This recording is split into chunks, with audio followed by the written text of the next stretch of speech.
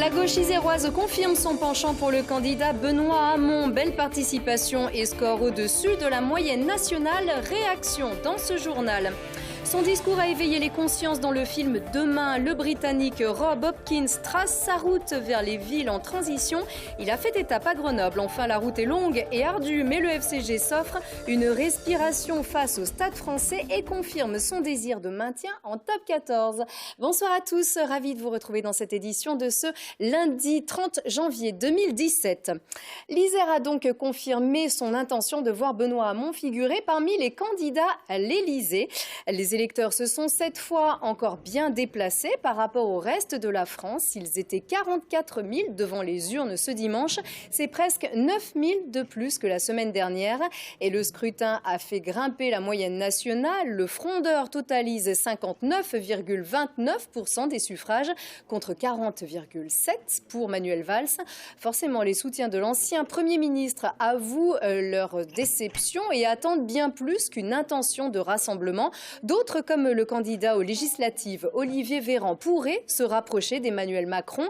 Alors, Hamon, Macron, Mélenchon, écoutez l'ancienne ministre de l'Enseignement supérieur et de la Recherche du gouvernement Valls, Geneviève Fioraso. Moi, ça fait 40 ans que je suis au Parti socialiste. Il a connu beaucoup de tourmentes, beaucoup de turbulences.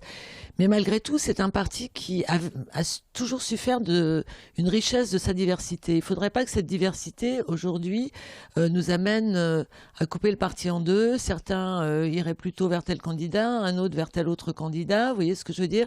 Moi, je souhaite que le Parti socialiste prenne un peu de temps pour discuter en interne et j'attends de voir ce que Benoît Hamon va proposer.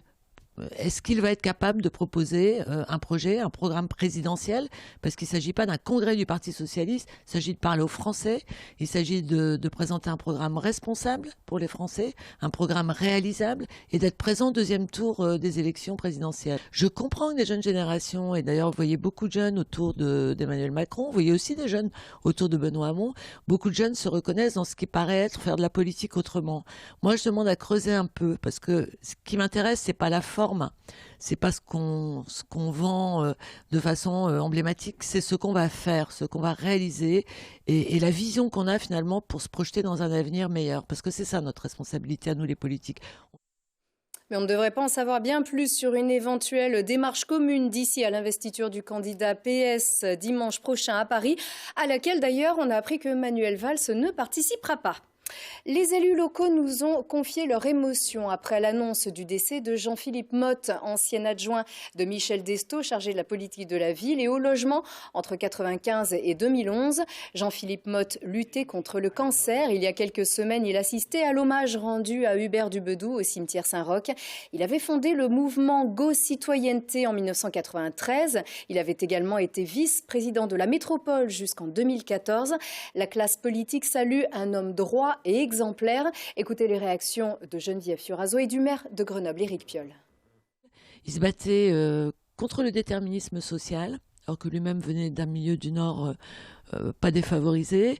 Et ça, je me reconnaissais dans ce combat pour donner à chacun les mêmes chances. Puis c'était quelqu'un de droit et d'intègre. D'ailleurs, tous les témoignages vont dans le même sens. Quelqu'un de très humain qui savait écouter. Puis à la métro, on a beaucoup travaillé ensemble.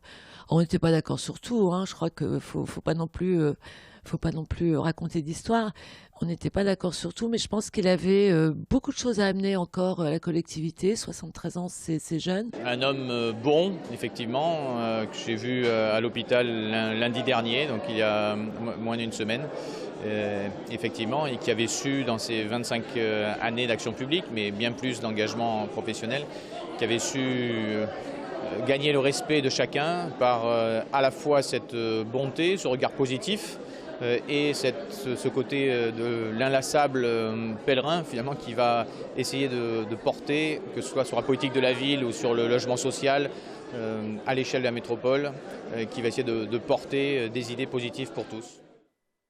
Le maire Éric Piolle qui recevait de nombreux convives samedi pour formuler ses vœux aux Grenoblois et dévoiler le programme de la biennale Ville en transition. Un cycle de conférences, débats, expositions, ateliers, visites de terrain qui fera vivre la ville durable.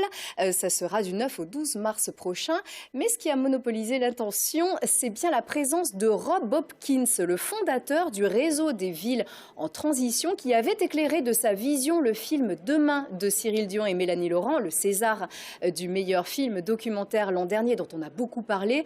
Rob Hopkins, cet Anglais professeur en permaculture qui a lancé ce réseau depuis sa petite ville du sud-ouest du Royaume-Uni, engagé dans les démarches d'éco-mobilité, d'éco-citoyenneté, énergie renouvelable, alimentation bio, démocratie locale. Il est venu s'exprimer dans cette ville de Grenoble reconnue comme un laboratoire de transition. Pour des raisons techniques, vous ne pourrez pas entendre son intervention. Nous vous la promettons pour notre édition de demain, si tout va bien. Rob Hopkins et son discours donc ont été renforcés par le voile de particules fines au-dessus des têtes ce soir-là. Et si le voile n'est pas encore complètement levé, cela va mieux. Les conditions atmosphériques ont permis ce lundi de disperser une partie des particules. La concentration est descendue sous le seuil des 50 microgrammes par mètre cube. Le dispositif préfectoral pic de pollution est donc levé. Fini les restrictions de circulation et limitation de vitesse, mais aussi fini la gratuité sur les réseaux de transport en commun et métro-vélo qui recouvrent leur tarification normale. Eux aussi prennent un peu d'air. Les rugbymen du FCG jouent toujours dans la zone rouge du top 14, mais leur niveau aussi s'améliore depuis quelques semaines. C'est le Stade français Paris qui en a fait les frais après s'être offert une fausse joie. Les retardataires ont été bien inspirés pour le coup. S'ils avaient vu ce premier essai au bout de 45 secondes, puis un autre à peine 6 minutes plus tard, ils auraient pu rebrousser chemin. Les joueurs, eux, se sont presque posé la question.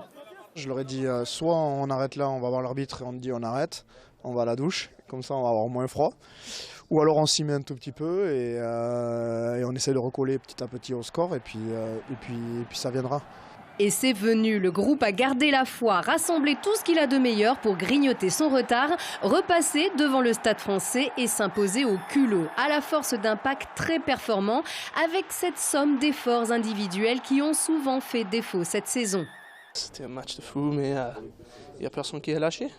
On aurait bien resté ensemble et la conquête, ça marche très bien pour nous. Et oui, on a fait des décisions très bien pour les tactiques. Et oui, ça marche très bien pour nous. Très bien, mais peut encore mieux faire. Sans ce retard de 2 essais en début de match, les Grenoblois, auteurs de 4 essais, auraient pu gagner un point de bonus offensif qui aurait décongestionné le bas du classement pour le FCG. Aujourd'hui, le club est dans une situation où on ne peut pas se contenter du minimum, on va dire. Alors, c'est pas le minimum, on a mis 44 points, mais il y a besoin de points. Il y avait ce point de bonus qui était à portée de main, on ne l'a pas saisi. Surtout que les concurrents pour le maintien ont grassement remporté leur partie. La route est longue, mais les Grenoblois sont déterminés à ne compter que sur eux-mêmes. On est dans une situation où tout le monde nous condamne à descendre, donc aujourd'hui on n'a plus grand chose à perdre. On a tout à gagner en jouant, en se faisant plaisir et en remenant un maximum de points. On va surtout partir en vacances dans des bonnes conditions et revenir dans de très bonnes conditions. Car le FCG profite du tournoi Destination pour marquer une pause. Il est toujours avant-dernier du top 14. Il se déplacera à Pau le 18 février. En attendant, Grenoble remplit son banc pour la saison prochaine. 3 joueurs se sont engagés, quoi qu'il arrive. L'ouvreur sud-africain Francis Burton, le centre du Racing Étienne Dussartre et le jeune pilier venu des espoirs du Racing Pierre Mayao.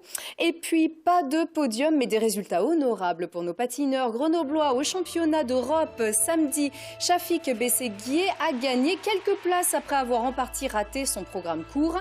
Sur le long, il n'a pas commis d'erreur. Il termine ses championnats à la 9e place, ce qui est tout de même un très beau résultat. Et puis Kevin Emos, lui, a raté son programme long, mais il a séduit les juges. Kevin Emos, on va le voir à l'instant, voilà, avec son gros potentiel et son expression artistique, le jeune grenoblois originaire de Jarry termine ses premiers championnats d'Europe élite à la 15e place. Et C'est très prometteur. Reste à savoir qui sera sélectionné pour les mondiaux fin mars. Réponse la semaine prochaine.